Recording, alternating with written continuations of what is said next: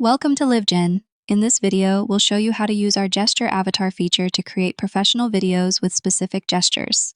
Visit our website and select Create Track Editing Video or Create Stacked Video from the Create Video section.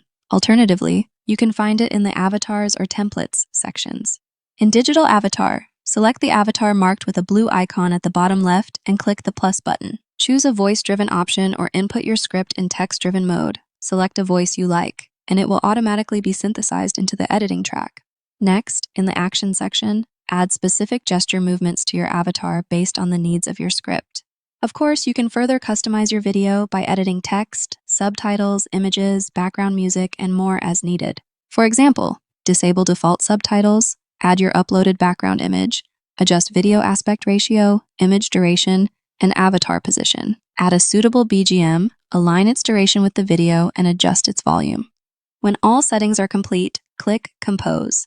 LivGen will compile your avatar, gestures, and background into a professional-grade video. Wait a moment and your video will be ready. Preview your video, and if you're satisfied, download it or edit it again as needed. And that's it. Explore the possibilities of Gesture Avatar. Need more avatars, gestures, or custom solutions? Contact us today for more options.